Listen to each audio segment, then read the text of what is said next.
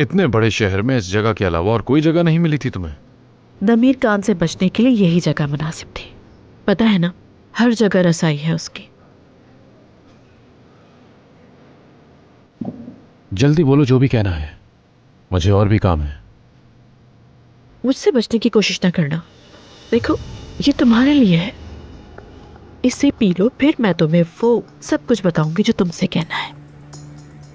मैंने कहा था कि कोई खेल तमाशा नहीं होगा। तुमने हाँ कहा था, लेकिन देख रहा हूं सब कुछ तो पहले से तैयार है।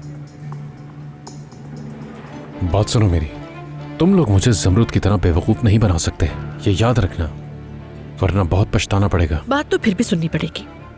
वो ज़मरुद जिसे तुम मासूम समझते हो, वो हम सबको धोखा दे रही है।